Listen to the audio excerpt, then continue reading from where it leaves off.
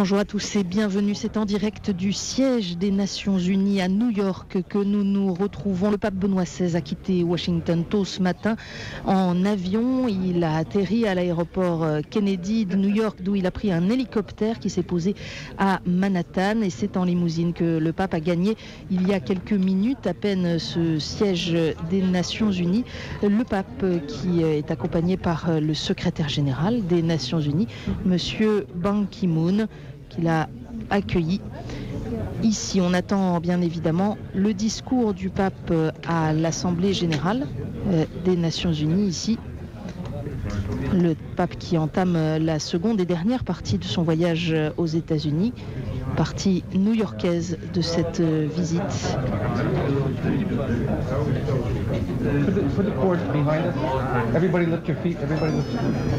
C'est donc le secrétaire général sud-coréen Ban Ki-moon qui s'entretient en privé avec le pape quelques instants, puis les deux hommes rejoindront la salle de l'Assemblée générale pour ce discours devant les 192 États membres de l'organisation. Ensuite, le pape s'entretiendra avec le président de la 62e session de l'Assemblée générale. Il s'agit du Macédonien Sryan Kerim. Et puis il s'entretiendra aussi avec l'actuel président du Conseil de sécurité, le Sud-Africain Khumalo Dumiseni. Benoît XVI s'adressera enfin au personnel de l'organisation avant de rendre une visite à la Meditation Room, la salle de méditation qui est un lieu de culte pour toutes les religions à l'intérieur du siège de ces Nations Unies. Un mot avant d'entrer dans le cœur de cette visite à l'ONU pour vous parler du reste de cette première journée de Benoît XVI à New York. Il effectuera une brève visite à la synagogue de Park East où il prendra la parole à quelques heures, quelques minutes même du début du Shabbat et de la Pâque juive. Et puis il se rendra à l'église Saint-Joseph de Manhattan pour participer à une rencontre écuménique à 18h. Il sera minuit en France en présence de quelques 200 représentants d'une dizaine de confessions chrétiennes.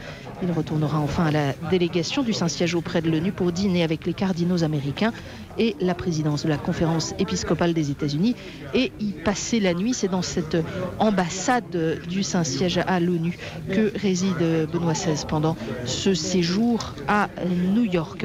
Il faut savoir que le Saint-Siège est présent aux Nations Unies depuis le 2 avril 1964 avec le statut d'observateur permanent. Ça signifie que le représentant du Vatican participe aux travaux de l'ONU au même titre que les autres États membres, mais il n'a pas le droit de vote ni de candidature.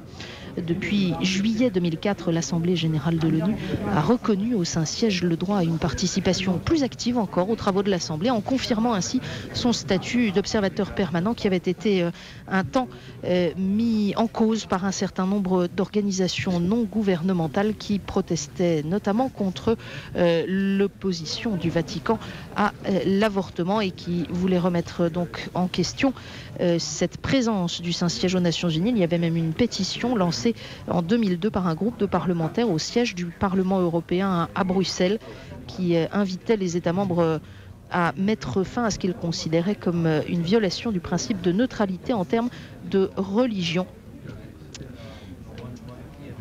Comme l'explique Monseigneur Celestino Migliore, qui est l'observateur permanent depuis 2002 du Saint-Siège à l'ONU, les positions et les principes que le Saint-Siège défend aux Nations Unies semblent ne pas être acceptés par tous et parfois même pas entendus dans le cadre des organisations internationales, explique Monseigneur Migliore. Il est désormais évident que le compromis et le consensus sur tout et n'importe quoi ont remplacé l'acceptation et le respect de principes non négociables. Alors ceux qui, comme le Saint-Siège, continuent d'attirer l'attention sur des principes non négociables ont l'impression d'agir comme le prophète qui crie dans le désert.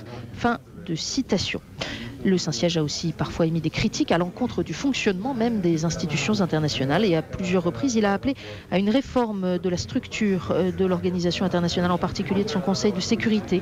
On peut se souvenir qu'en octobre 2004, Monseigneur Migliore avait souhaité que son système soit fondé sur la coopération plutôt que sur la concurrence parmi les États associés responsables et égaux. Et puis en 2007, en décembre 2007, Benoît XVI avait fermement critiqué la logique du relativisme moral, les manipulations idéologiques qui animent souvent les débats des Nations Unies et les fruits amers qui en découlent. Voilà, c'est en tout cas un moment important que ce discours du pape. Il faut savoir que dès les premiers mois de son mandat, l'an dernier, le secrétaire général sud-coréen Ban Ki-moon a souhaité rendre visite au Saint-Père au Vatican pour lui adresser cette invitation qui se réalise aujourd'hui. Alors pour la petite histoire médiatique, on peut souligner que le secrétaire général des Nations Unies est parfois appelé dans les médias le pape séculier, puisque d'une certaine manière l'ONU et le Saint-Siège, avec une nature bien différente et des objectifs bien différents, ont toutefois un certain nombre de caractéristiques communes.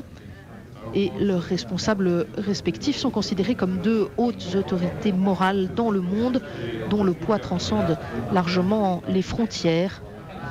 Leur rencontre et la présence de Benoît XVI ce matin à l'ONU revêt donc une importance particulière dans ce contexte de fragmentation culturelle qui est le nôtre aujourd'hui, dans une situation mondiale instable et tendue. That big picture in the pulpit here, that was my picture on the steps of St. Patrick's. That's right. They call you a car show, I understand. Everybody goes.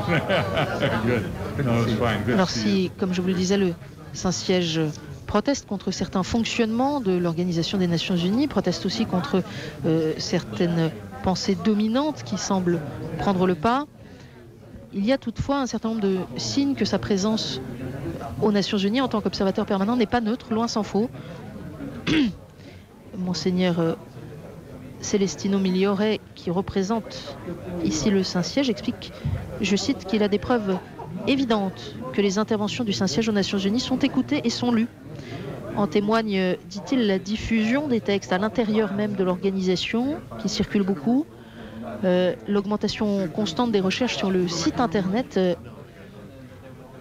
de la représentation, et puis les réactions, les commentaires, les références et les citations qui apparaissent dans les médias. Voilà ce dont témoigne Monseigneur Celestino Migliore. Alors ce n'est pas la première fois qu'un pape s'exprime devant les Nations Unies. 20 ans après leur fondation en 1945, Paul VI a été le premier pape à s'exprimer à la célèbre tribune de marbre vert et blanc que nous verrons tout à l'heure. C'était en octobre 1965, 2 mois avant la clôture du Concile Vatican II. Il y avait alors 117 pays représentés à l'ONU et Paul VI avait salué avec force l'engagement de cette institution pour la paix. On se souvient de son cri « Jamais plus les uns contre les autres, jamais, plus jamais ». N'est-ce pas surtout dans ce but qu'est née l'Organisation des Nations Unies contre la guerre et pour la paix, avait-il lancé à cette tribune. Jamais plus la guerre, jamais plus la guerre, c'est la paix qui doit guider le destin des peuples et de toute l'humanité. C'était l'intervention de Paul VI en 1965. Le 2 octobre 1979, un an après son élection, Jean-Paul II, à son tour, avait répondu à l'invitation des Nations Unies. Le pape polonais, 10 ans avant l'implosion de l'Union soviétique et l'achèvement de la guerre froide, s'était alors placé dans la continuité de son prédécesseur, infatigable serviteur de la cause de la paix.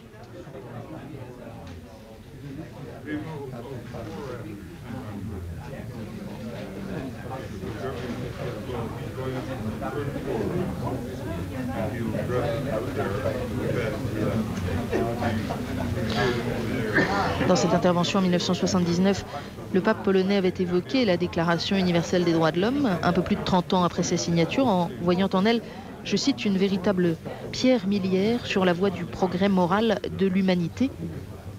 Et il faut souligner que la visite de Benoît XVI aujourd'hui intervient alors que l'on célèbre le 60e anniversaire de cette Déclaration universelle des droits de l'homme.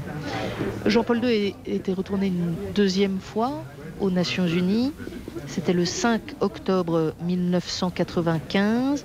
Il avait évoqué alors l'importance de la liberté, l'une des grandes dynamiques de l'histoire de l'homme. Il s'exprimait dans le cadre, cette fois, du 50e anniversaire de la création de l'ONU devant 185 pays représentés. Et il avait évoqué l'importance de vaincre notre peur de l'avenir. Mais, soulignait le pape polonais, nous ne pourrons la vaincre complètement si nous ne sommes pas ensemble.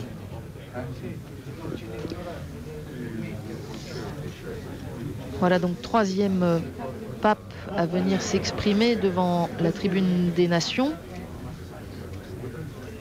4e visite, puisque Jean-Paul II est venu 2 fois. Alors que, pendant que, je vous le rappelle, Benoît XVI et le secrétaire général de l'ONU Ban Ki-moon s'entretiennent en privé, les délégations de part et d'autre se rencontrent. Ce sont aussi des occasions importantes de prise de contact que ces rencontres à différents niveaux. Et puis il y a bien entendu de traditionnels échanges de cadeaux, comme le veut l'usage en ce type de circonstances.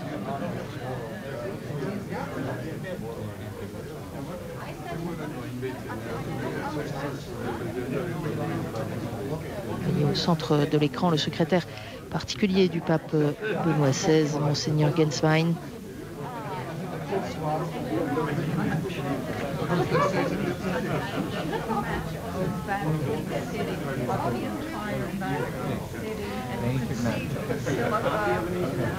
There's going to be no handshake. Le pape qui a donc quitté Washington après 2 jours d'une visite intense, si l'on nommait le jour seulement de son arrivée, marqué simplement par l'honneur qui lui a été fait par le président George Bush et son épouse Laura de venir le chercher à l'aéroport militaire de Landau Air Force Base.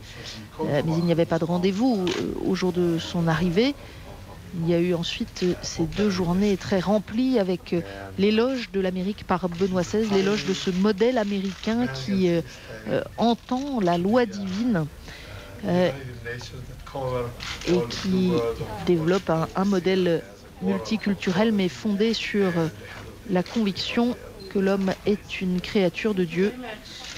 Éloge du modèle américain à la Maison Blanche en ce jour du 81e anniversaire du pape Benoît XVI, suivi d'une rencontre avec les quelques 400 évêques des États-Unis.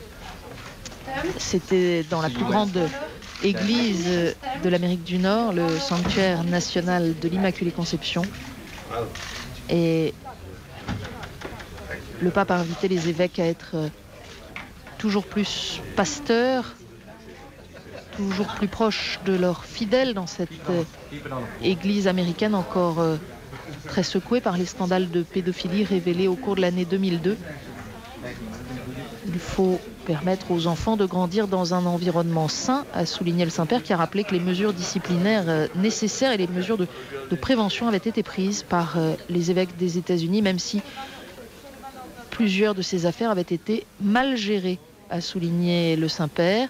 Mais il n'a pas parlé aux évêques que de ces affaires de pédophilie. Il a beaucoup parlé, il a surtout parlé de la vie de foi des communautés chrétiennes, appelant à aider les fidèles à avoir une foi plus personnelle, plus intérieure. Est-il cohérent, a demandé le pape, d'aller à la messe, d'aller prier le dimanche et d'avoir le reste de la semaine des pratiques dans le domaine des affaires ou dans le domaine de la science et de la médecine qui sont parfaitement contraires à la foi? Le pape a demandé aux évêques eux-mêmes d'être des exemples, d'être très proches de leurs prêtres, de les accompagner et puis d'aider les fidèles à intérioriser la foi, à en faire une foi personnelle et pas seulement une foi sociale. À ces mêmes fidèles qu'il a rencontrés au cours de la célébration eucharistique qu'il a présidée au National Stadium Park, le stade de baseball flambant neuf de la capitale fédérale, le pape, là encore, a délivré le même message centré sur la personne du Christ, sur la bonne nouvelle de l'Évangile. Il les a invités à redécouvrir le sacrement de réconciliation en particulier. Et puis il a invité l'après-midi les éducateurs catholiques à témoigner de leur foi pour contribuer à faire grandir humainement les jeunes dont ils ont la charge. Il a rappelé aussi aux chercheurs que la liberté académique est une bonne et belle chose, pour autant qu'elle admet les frontières qui lui sont fixées par la vérité et par le magistère en ce qui concerne les institutions catholiques.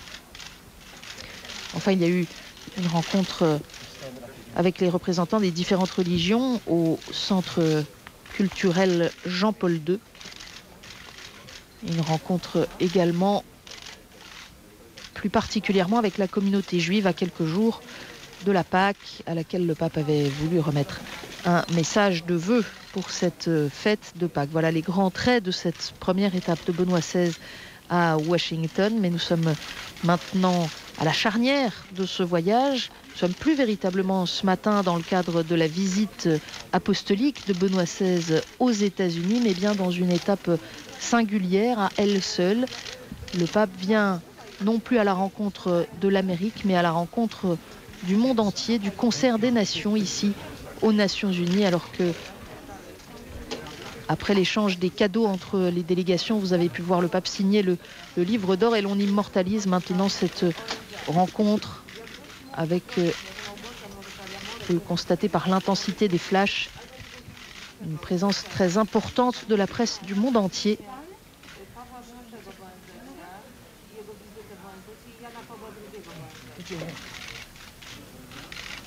Le pape qui est aux côtés du secrétaire général des Nations Unies, le sud-coréen Ban Ki-moon.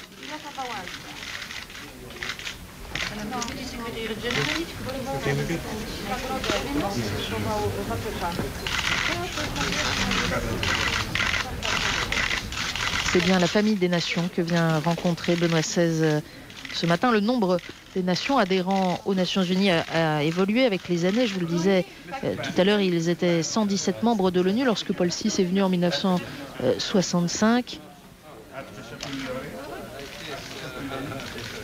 Ils étaient déjà plus nombreux pour la visite de Jean-Paul II en 1979, plus nombreux encore en 1995. Ils sont maintenant 192 pays membres des Nations Unies. Et parmi ces 192, il y en a 176 qui entretiennent à titre bilatéral des relations diplomatiques avec le Saint-Siège.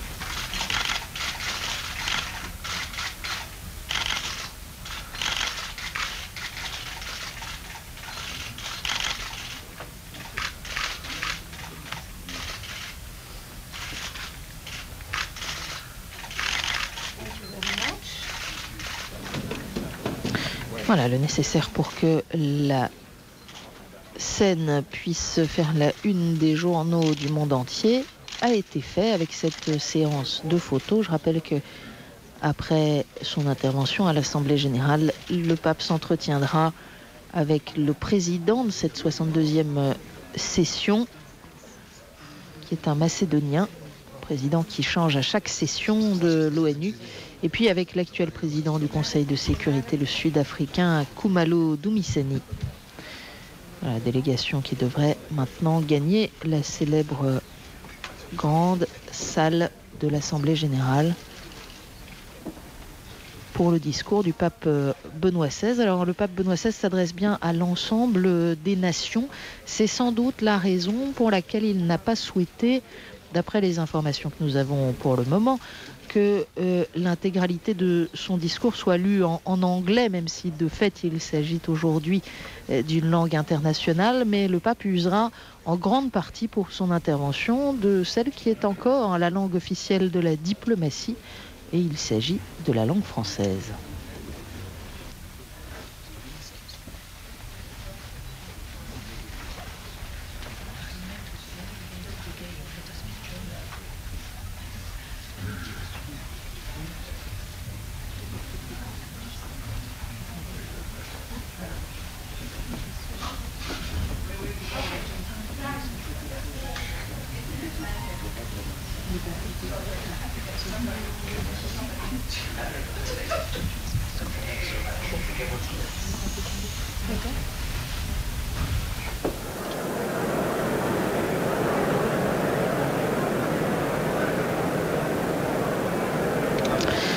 Voilà le temps pour l'ascenseur de conduire la délégation au bon niveau. Et voici que nous avons maintenant l'image de la célèbre tribune de marbre vert et blanc dont nous parlions tout à l'heure.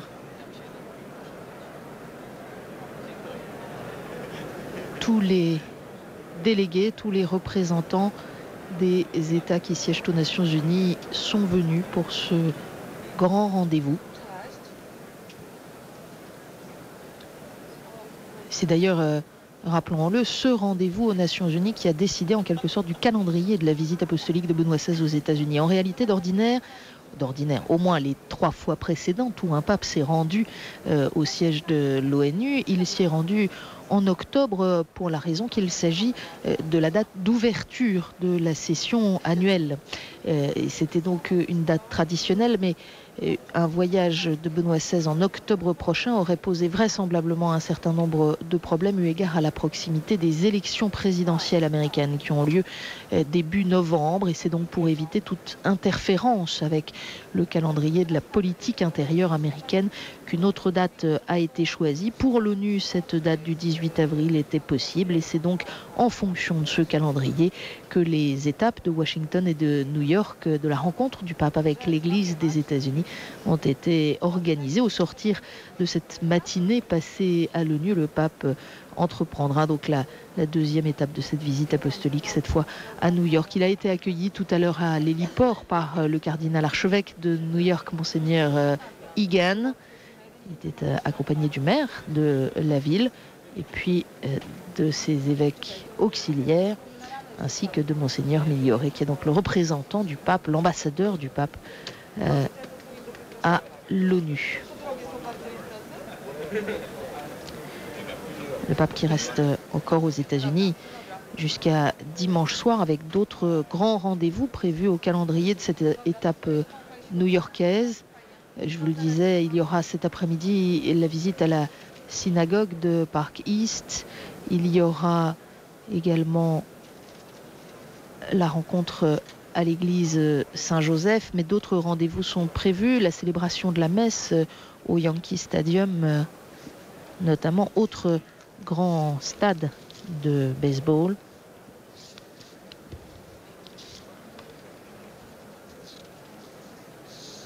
Avant cela, demain, le pape célébrera une messe avec les prêtres, diacres, religieux, religieuses, les personnes consacrées à la cathédrale de New York, la cathédrale Saint-Patrick. L'après-midi, il rencontrera les jeunes et en particulier les séminaristes au séminaire Saint-Joseph. Et dimanche, je vous le disais, donc la messe au Yankee Stadium, qui sera précédée d'un moment qui suscitera certainement une intense émotion pour la population américaine. Ce sera la prière du pape à Ground Zero, le lieu des attentats du 11 septembre 2001. Ce sera dimanche matin à 9h30, donc à 15h30, heure de France.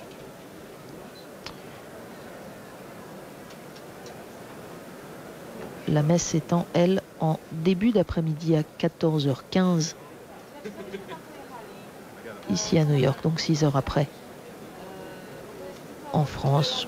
Et c'est en toute fin de journée, dimanche, qu'aura lieu la cérémonie d'adieu à l'aéroport international Kennedy de New York. C'est le vice-président des États-Unis qui devrait raccompagner le pape au terme de ces 6 jours passés sur le sol américain. Quelques instants d'attente encore, tandis que les délégués des nations progressivement gagnent leur place.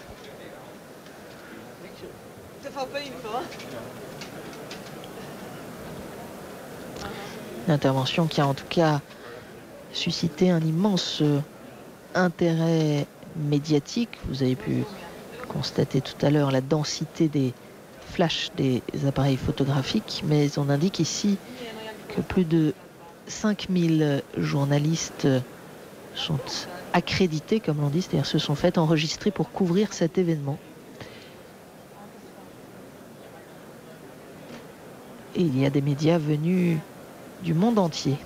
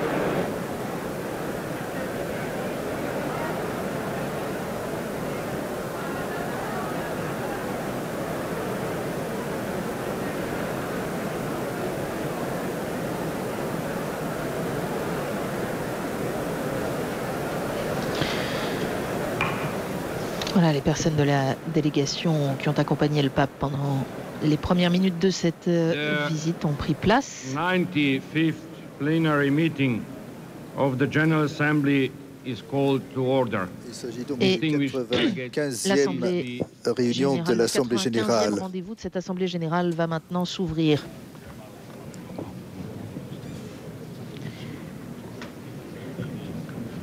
Annonce solennelle bien sûr, mais qui contribue aussi à appeler les retardataires à gagner rapidement leur place.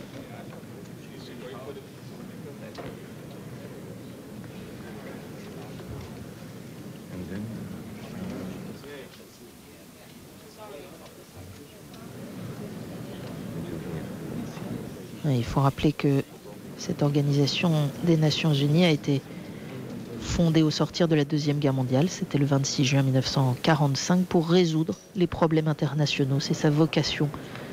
Elle ne dispose pas elle-même de forces militaires, mais elle peut demander aux États membres de fournir des contingents pour contribuer à maintenir la paix où la chose est nécessaire. Et ce sont les célèbres casques bleus. Le secrétaire général actuel, Ban Ki-moon, a succédé à Kofi Annan. Il y a 6 organes principaux à l'ONU. L'Assemblée générale, devant laquelle le pape s'exprime ce matin. Le secrétariat, qui est chargé du bon fonctionnement, qui correspond, si l'on ose cette comparaison, au bureau d'une association chargée de l'exécutif et qui a à sa tête le secrétaire général. Il y a un conseil de tutelle qui surveille les territoires qui sont placés sous la tutelle des Nations Unies. Souvent après des conflits ou dans des situations particulièrement tendues. Il y a un conseil économique et social, il y a le conseil de sécurité et puis la Cour internationale de justice qui est chargée de régler les litiges entre les États. En plus de ces 6 organes, au fil du temps, l'ONU a créé différentes agences qui sont spécialisées comme l'OMS, l'Organisation mondiale de la santé, ou encore l'UNESCO pour la coopération en matière de développement et d'éducation. Il y a également l'UNICEF pour les enfants.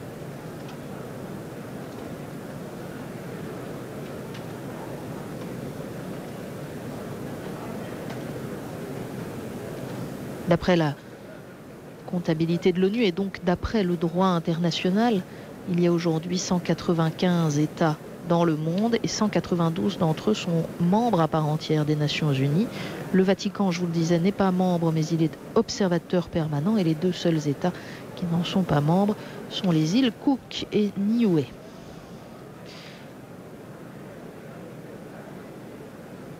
Il y a en revanche des États qui se considèrent comme tels mais ne sont pas considérés comme des États par l'ONU et n'y sont pas représentés, comme Taïwan en tant qu'entité indépendante ou la Palestine. C'est bien le statut d'État et non le statut de nation qui permet l'accès à l'organisation.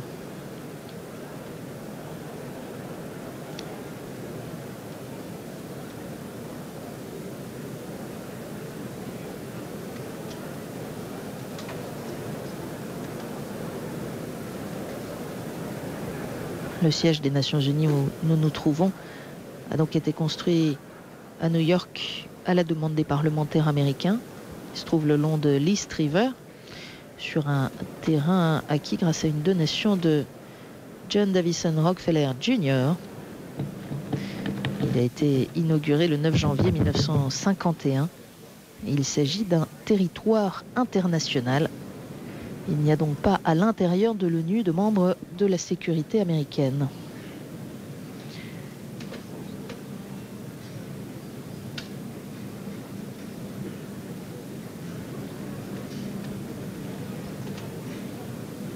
La plupart des organes principaux de l'ONU sont localisés ici même, dans ce siège, à l'exception de la Cour internationale de justice, qui a son siège à La Haye, aux Pays-Bas. Et puis les agences dont je vous parlais, l'OMS par exemple, mais beaucoup d'autres, le Haut Commissariat aux réfugiés par exemple, ont leur siège à Genève, en Suisse, qui est le siège européen de l'ONU, ou encore à Vienne pour ce qui concerne l'Agence internationale pour l'énergie atomique, ou à Paris pour l'UNESCO.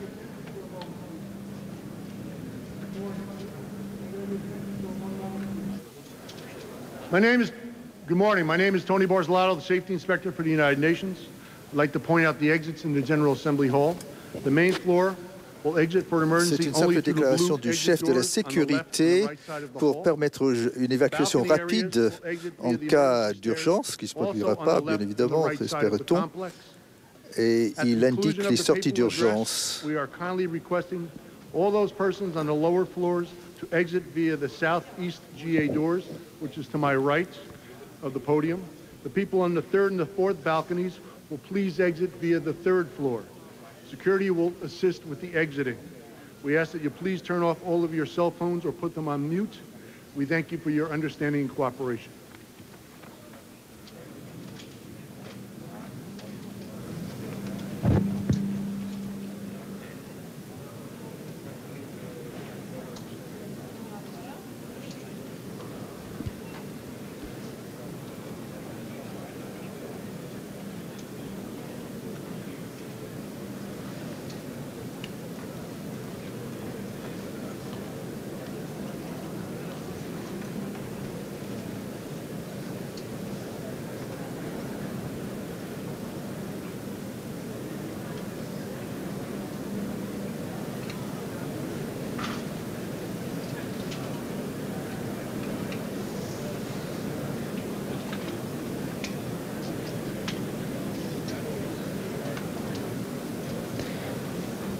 Quelques minutes de patience encore.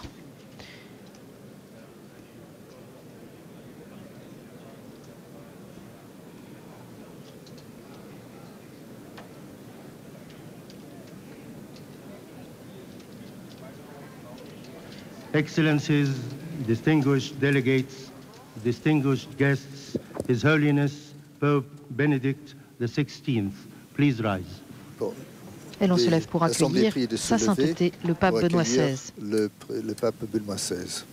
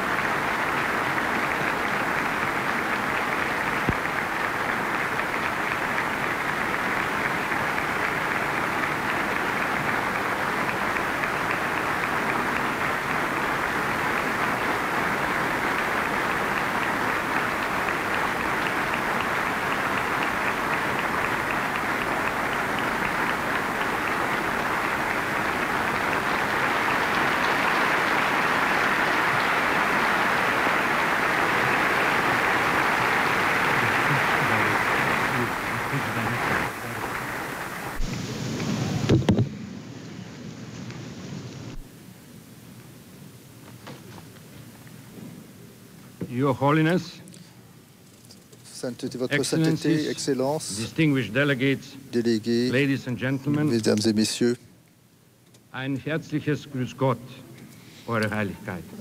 je vous souhaite la bienvenue au Saint-Père. En tant que président de l'Assemblée générale des Nations Unies, c'est un immense plaisir pour moi que d'accueillir Sa Sainteté, le pape Benoît XVI aux Nations Unies. Le terme ecclésia signifie à la fois un navire, une église, et au nom de tous les peuples des Nations Unies, Je vous remercie d'exprimer notre reconnaissance de votre présence. The month of April has an extraordinary meaning and significance in your life. Pour vous, le mois d'avril est un mois tout particulier. Non seulement c'est le mois de votre naissance, le 16 avril, mais aussi parce que vous avez été nommé cardinal en mois d'avril, évêque de Rome en avril 19 2005, et c'est donc en avril que votre pontificat avait débuté. Bon anniversaire à la fois de votre date de naissance et de votre élévation au rang de pontife suprême.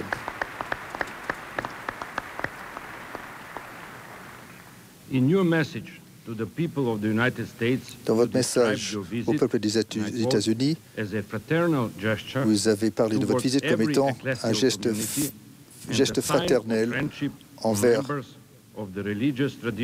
tous les représentants de toutes les traditions religieuses présentes aux États-Unis. Aujourd'hui, votre présence déroulement harmonieux de la vie quotidienne des peuples. Cela est d'autant plus nécessaire dans le contexte actuel où l'on fait l'expérience du paradoxe évident du consensus multilatéral qui continue à être en crise parce qu'il est encore subordonné aux décisions d'un petit nombre, alors que les problèmes du monde exigent de la part de la communauté internationale des interventions sous forme d'actions communes. En effet, les questions de sécurité, les objectifs de développement, la réduction des inégalités au niveau local et mondial, la protection de l'environnement, des ressources et du climat requièrent que tous les responsables de la vie internationale agissent de concert et soient prêts à travailler en toute bonne foi dans le respect du droit pour promouvoir la solidarité dans les zones les plus fragiles de la planète. Je pense en particulier en certains pays d'Afrique et d'autres continents qui restent encore en marge d'un authentique développement intégral et qui risquent ainsi de ne faire l'expérience que des effets négatifs de la mondialisation. Dans le contexte des relations internationales, il faut reconnaître le rôle primordial des règles, des structures qui par nature sont ordonnées à la promotion du bien commun et donc à la sauvegarde de la liberté humaine. Ces régulations ne limitent pas la liberté. Au contraire, elles la promeuvent quand elles interdisent des comportements et des actions qui vont à l'encontre du bien commun, qui entravent son exercice effectif et qui compromettent donc la dignité de toute personne humaine.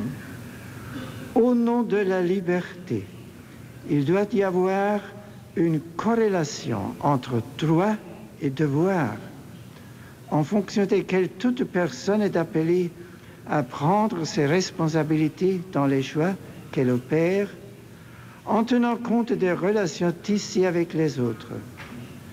Nous pensons ici à la manière dont les résultats de la recherche scientifique et des avancées technologiques ont parfois été utilisés, tout en reconnaissant les immenses bénéfices que l'humanité peut en tirer.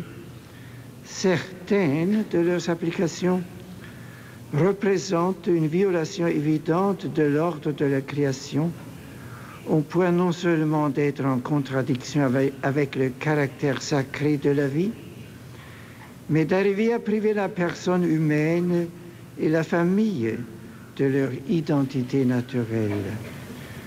De la même manière, l'action internationale visant à préserver l'environnement et à protéger les différentes formes de vie sur la Terre doit non seulement garantir un usage rationnel de la technologie et de la science, mais doit aussi redécouvrir l'authentique image de la création. Il ne s'agira jamais de devoir choisir entre science et éthique, mais bien plutôt d'adapter une méthode scientifique qui soit véritablement respectueuse des impératifs éthiques.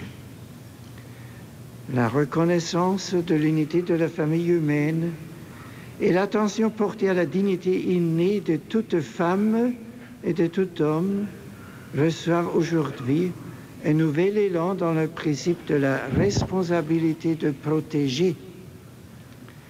Il a été défini que récemment, mais il était déjà implicitement présent dès les origines des Nations Unies, et actuellement, il caractérise toujours davantage son activité.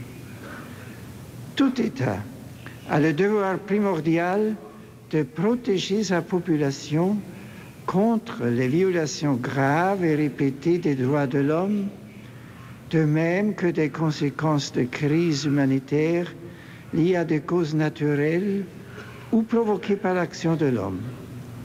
S'il arrive que les États ne soient pas en mesure d'assurer une telle protection, il revient à la communauté internationale d'intervenir avec les moyens juridiques prévus par la Charte des Nations Unies et par d'autres instruments internationaux. L'action de la communauté internationale et des institutions, dans la mesure où elle est respectueuse des principes qui fondent l'ordre international, ne devrait jamais être interprétée comme une coercition injustifiée ou comme une limitation de la souveraineté. À l'inverse, c'est l'indifférence ou la non-intervention qui cause des... Il faut réaliser une étude approfondie des modalités pour prévenir et gérer les conflits en utilisant tous les moyens dont dispose l'action diplomatique et en accordant attention et soutien même aux plus légers signes de dialogue et de volonté de réconciliation. Le principe de était considéré par l'antique Ius Gentium comme le fondement de toute action entreprise par l'autorité envers ceux qui sont gouvernés par elle. À l'époque où les concepts d'État national souverain commençaient à se développer, le religieux dominicain Francisco de Vitoria, considéré à juste titre comme un précurseur de l'idée des Nations Unies, décrivait cette responsabilité comme un aspect de la raison naturelle partagée par toutes les nations et le fruit d'un droit international dont la tâche était de réguler les relations entre les peuples. Aujourd'hui, comme alors, un tel principe doit faire apparaître l'idée de personne comme image du Créateur, ainsi que les désirs d'absolu et l'essence de la liberté. Le fondement des Nations Unies, nous le savons bien, a coïncidé avec les profonds bouleversements dont a souffert l'humanité lorsque la référence au sens de la transcendance et à la raison naturelle a été abandonnée et que par conséquent la liberté et la dignité humaine furent massivement violées. Dans de telles cela menace les fondements objectifs des valeurs qui inspirent et cela mine les principes intangibles et coercitifs formulés et consolidés par les Nations Unies. Face à des défis nouveaux, répétés, c'est une erreur de se retrancher derrière une approche pragmatique, limitée à mettre en place des bases communes dont le contenu est minimal et dont l'efficacité est faible. La référence à la dignité humaine, fondement et fin de la responsabilité de protéger, nous introduit dans la note spécifique de cette année qui marque le 60e anniversaire de la Déclaration universelle des droits de l'homme. Ce document était le fruit d'une convergence de différentes traditions culturelles et religieuses, toutes motivées par le désir commun de mettre la personne humaine au centre des institutions, des lois et de l'action des sociétés, et de la considérer comme essentielle pour le monde de la culture, de la religion et de la science. Les droits de l'homme sont toujours plus présentés comme le langage commun et le substrat éthique des relations internationales, tout comme leur universalité, leur indivisibilité et leur interdépendance sont autant de garanties de protection de la dignité humaine. Mais il est évident que les droits reconnus et exposés dans la Déclaration s'appliquent à tout homme. Cela en vertu de l'origine commune des personnes qui demeure le point central du dessein créateur de Dieu pour le monde et pour l'histoire. Ces droits trouvent le fondement dans la loi naturelle inscrite au cœur de l'homme et présente dans les diverses cultures et civilisations. Détacher les droits humains de ce contexte signifierait restreindre leur portée et céder à une conception relativiste pour laquelle le sens et l'interprétation des droits pourraient varier et leur universalité pourrait être niée au nom de différentes conceptions culturelles, politiques, sociales et même religieuses. La grande variété des points de vue ne peut pas être un motif pour oublier que ce sont universels, mais également la personne humaine, sujet de ce droit. À la fois naturelle et internationale, la vie de la communauté met clairement en évidence que le respect pour les droits et pour les garanties qui leur sont attachées sont la mesure du bien commun, utilisée pour apprécier le rapport entre justice, développement, pauvreté, sécurité et conflit. La promotion des droits de l'homme demeure la stratégie la plus efficace quand il s'agit de combler les inégalités entre des pays et des groupes sociaux, quand il s'agit aussi de renforcer la sécurité. En effet, les victimes de la misère et du désespoir, dont la dignité humaine est impunément violée, deviennent les proies faciles pour les tenants de recours à la violence et deviennent à leur tour des destructeurs de paix. Pourtant, le bien commun que le droit de l'homme aide à réaliser ne peut pas être atteint en se contentant d'appliquer des procédures correctes, ni même en pondérant des droits en opposition. Le mérite de la Déclaration universelle a été d'ouvrir à des cultures, à des expressions juridiques, à des modèles institutionnels divers, la possibilité de converger autour d'un noyau fondamental de valeurs et donc de droits. Mais c'est un effort qui, de nos jours, doit être encore plus soutenu face à des instances qui cherchent à réinterpréter les fondements de la Déclaration et à compromettre son unité interne pour favoriser le passage de la protection de la dignité humaine à la satisfaction de simples intérêts, souvent particuliers. La déclaration a été adoptée comme un idéal commun qui est à atteindre. Elle ne peut pas être utilisée de manière partielle, en suivant des tendances ou en opérant des choix sélectifs qui risquent de contredire l'unité de la personne humaine et donc l'indivisibilité des droits. Nous constatons souvent dans les faits une prédominance de la légalité par rapport à la justice quand se manifeste une attention à la revendication des droits qui va jusqu'à les faire apparaître comme le résultat exclusif de dispositions législatives ou de décisions normatives prises par les diverses instances des autorités en charge. Quand ils sont présentés sous une forme de pure légalité, les droits risquent de devenir des propositions de faible portée, séparées de la dimension éthique et rationnelle qui constitue leur fondement et leur fin.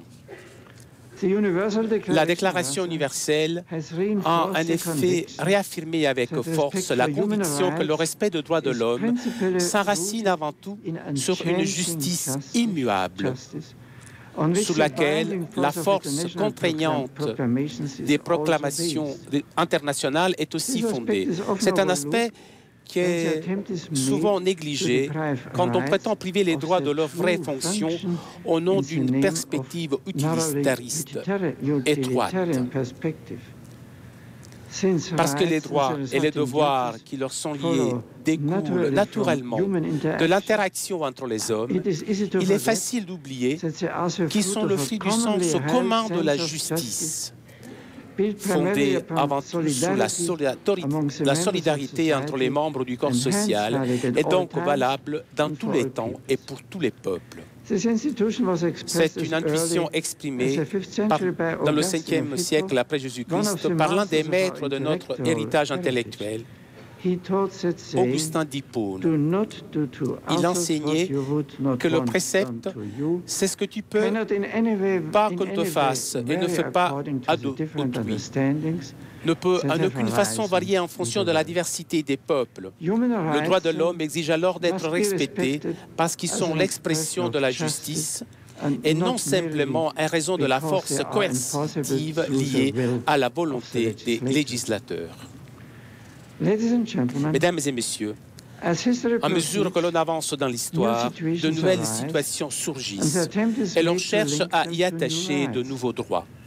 Le discernement, c'est-à-dire la capacité de distinguer le bien du mal, est encore plus nécessaire quand sont en jeu des exigences qui appartiennent à la vie et à l'action des personnes, de communautés et de peuples.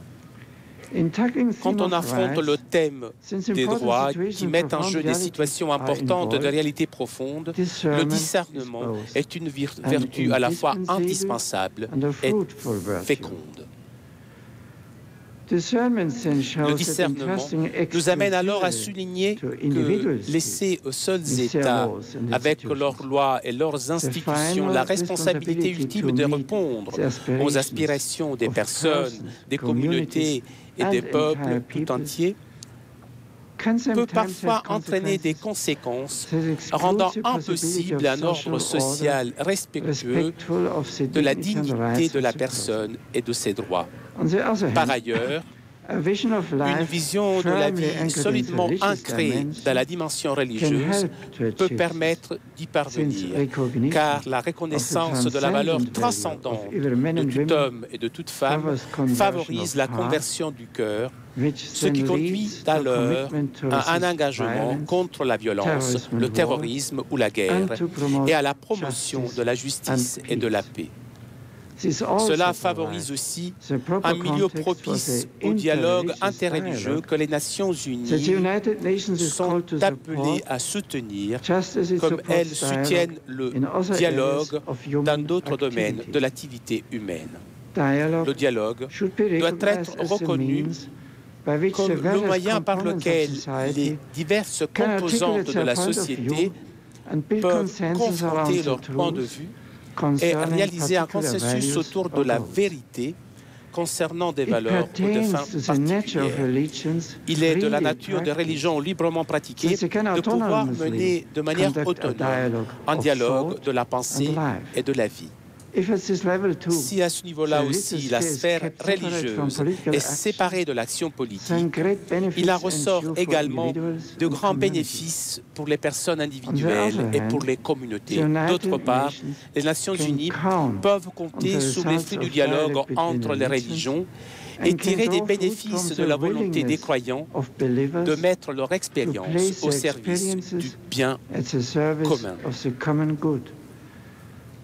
Leur tâche est de proposer une vision de la foi, non pas en termes d'intolérance, de discrimination ou de conflit, mais en termes de respect absolu de la vérité, de la coexistence des droits et de la réconciliation. Les droits de l'homme doivent évidemment inclure Le droit à la liberté religieuse, comprise comme l'expression d'une dimension à la fois individuelle et communautaire. Perspective qui fait ressortir l'unité de la personne tout en distinguant clairement entre la dimension du citoyen et celle du croyant. Au cours des dernières années, l'action des Nations Unies a permis que le débat politique offre des points de vue inspirés par une vision religieuse dans toutes ses dimensions, y compris les rites, le culte, l'éducation, la diffusion d'informations et la liberté de professer et de choisir sa religion. Il n'est donc pas imaginable que des croyants doivent se priver d'une partie d'eux-mêmes, de leur foi, afin d'être des citoyens actifs. Il ne devrait jamais être nécessaire de nier Dieu pour jouir de ses droits. Il est d'autant plus nécessaire de protéger les droits liés à la religion qu'ils sont considérés comme opposés à l'idéologie séculière dominante ou à des positions religieuses majoritaires de nature exclusive. La pleine garantie de la liberté religieuse ne peut pas être limitée au libre exercice du culte, mais doit prendre en considération la dimension publique de la religion et donc la possibilité pour les croyants de participer à la construction de l'ordre social. Ils le font effectivement à l'heure actuelle, par exemple, à travers leur engagement efficace et généreux dans un vaste réseau d'initiatives qui va des universités, des instituts scientifiques, des écoles, jusqu'aux structures qui promeuvent la santé, aux organisations caritatives, au service des plus pauvres et des laissés pour compte. Refuser de connaître l'apport à la société qui s'enracine dans la dimension religieuse et dans la recherche de l'absolu, qui par nature exprime une communion entre les personnes, reviendrait à privilégier dans les faits une approche individualiste et, ce faisant, fragmenter l'unité de la personne. Ma présence au sein de cette Assemblée est le signe de mon estime pour les Nations Unies.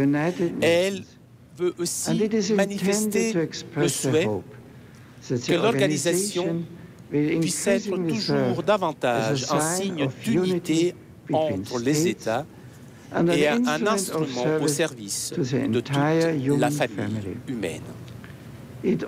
Elle manifeste aussi la volonté de l'Église catholique d'apporter sa contribution aux relations internationales d'une manière qui permette à toute personne et à tout peuple de sentir qu'ils ont leur importance. Une manière qui est en harmonie avec sa contribution au domaine éthique et moral et à la libérativité de sa foi. L'Église travaille aussi à la réalisation de ses objectifs à travers l'activité internationale du Saint-Siège. Le Saint-Siège a en effet toujours eu sa place dans les assemblées des nations, tout en manifestant son caractère spécifique comme sujet dans le domaine international. Comme les Nations Unies l'ont récemment confirmé, le Saint-Siège apporte aussi sa contribution selon les dispositions du droit international, aidant à la définition de ce droit et y recourant. Les Nations Unies demeurent un lieu privilégié où l'Église s'efforce de partager son expérience en humanité qui a mûri tout au long des siècles parmi les peuples de toute race et toute culture et de mettre à disposition de tous les membres de la communauté internationale. Cette expérience et cette activité qui vise à obtenir la liberté pour tout croyant cherche aussi à assurer une protection plus grande aux droits de la personne. Ces droits trouvent leur fondement et leur forme dans la nature transcendante de la personne qui permet aux hommes et aux femmes d'avancer sur le chemin de la foi et de la recherche de Dieu dans ce monde. Il faut renforcer la reconnaissance de cette dimension si nous voulons soutenir l'expérience de l'humanité en un monde meilleur et si nous voulons créer les conditions pour la paix, le développement, la coopération et la garantie des droits pour les générations à venir. Dans ma récente encyclique spéciale, je rappelais que la recherche pénible et toujours nouvelle d'ordonnancement du droit pour les choses humaines est le devoir de chaque génération. Pour les chrétiens, cette tâche trouve sa justification dans l'expérience qui jaillit de l'œuvre salvifique de Jésus-Christ. C'est pourquoi l'Église est heureuse d'être associée aux activités de cette honorable organisation qui a la responsabilité de promouvoir la paix et la bonne volonté sur toute la terre. Chers amis, je vous remercie de m'avoir permis de m'adresser à vous aujourd'hui et je vous promets le soutien de mes prières pour que vous poursuiviez votre noble tâche. Avant de prendre congé de cette illustre assemblée, je voudrais adresser mes souhaits dans les langues officielles à toutes les nations qui sont présentes. Peace and prosperity with God's help. Paix et prospérité avec l'aide de Dieu. Paz y prosperidad con la ayuda de Dios. Selemon wa istiharun biaunilech. In so tien chu de banso yenda chia de xian pingan che fan rong. Mira i błogosławieństwa z pomocą Boże. Thank you very much.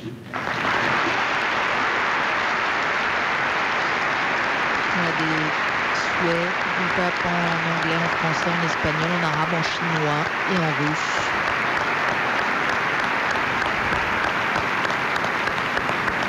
Après cet appel, discours sur lequel il faudra revenir, bien entendu, appel à la co-responsabilité à l'intérieur de la grande famille humaine. Une co-responsabilité qui entraîne des droits et des devoirs à souligné Benoît XVI, qui évoque le principe de la responsabilité de protéger, fondement de l'action de l'autorité. Et ce principe doit faire apparaître l'idée de personne comme image du Créateur, insiste Benoît XVI. Parmi les droits et les devoirs, le respect de la personne humaine, de sa dignité intégrale, de sa liberté, y compris la liberté religieuse. Nous exprimons notre profonde reconnaissance au pape Benoît XVI pour cette déclaration qui nous inspire tous. While the Secretary General and I accompany His Holiness out of the General Assembly Hall, following which the plenary meeting will stand adjourned. Accompagner le Saint-Père et les membres présents dans l'Assemblée sont priés de rester à leur place. Voilà le pape qui salue le secrétaire général des Nations Unies, qui va s'entretenir, qui salue aussi le président de cette Assemblée générale. Il va s'entretenir avec le responsable du Conseil de sécurité et visiter, donc on l'a souligné tout à l'heure, la Meditation Room, la salle de méditation de la Maison de Verre. Après ce discours fleuve où Benoît XVI insiste sur la nécessité pour toutes les nations de lutter contre les inégalités parce que la misère et l'oppression, lorsque les droits de la personne ne sont pas respectés, eh bien, engendre le désespoir qui lui-même engendre la violence. Si Benoît XVI n'a pas prononcé le terme de terrorisme, le propos est assez clair. Il appelle les nations à plus de solidarité entre elles Je rappelle que la Déclaration des droits de l'homme, dont nous fêtons le 60e anniversaire, est un idéal commun à atteindre. Un idéal à atteindre intégralement. On ne peut l'utiliser de manière partielle, insiste Benoît XVI. Il n'y a pas de choix sélectif possible à l'intérieur de ces droits humains. Et le pape qui redit que les relations entre les nations sont basées sur ce que Augustin d'Hippone enseignait. Saint Augustin enseignait: ce que tu ne veux pas qu'on te fasse, ne le fais pas à autrui. Et ceci ne peut en aucune façon varier en fonction de la diversité des peuples. Mais le pape dit aussi que les États ne peuvent, seuls avec leurs lois et leurs institutions, répondre ultimement aux aspirations de la personne. Ils doivent laisser la place à des vies solidement ancrées dans la dimension religieuse. Ils doivent laisser cette dimension religieuse s'exprimer, car lorsqu'elle s'exprime, et il ne s'agit pas seulement de la liberté de culte, souligne le pape, il s'agit aussi de l'expression sociale de la conviction religieuse. Lorsqu'elle s'exprime, elle contribue au bien commun, redit le pape.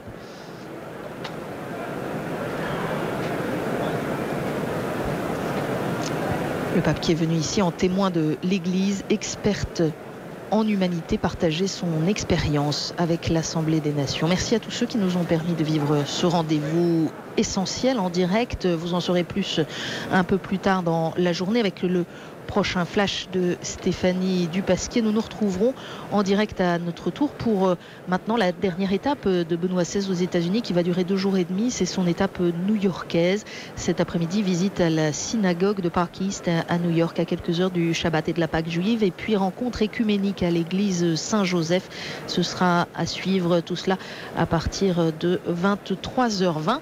Et puis n'oubliez pas les grands rendez-vous du week-end, la messe au Yankee Stadium, la rencontre avec les jeunes et les séminaristes ici à New York, la prière du pape à Ground Zero sur le lieu des attentats du 11 septembre, la messe également avec les prêtres religieux religieuses demain à la cathédrale Saint-Patrick. Autant de rendez-vous que vous pouvez retrouver également sur notre site www.ktotv.com.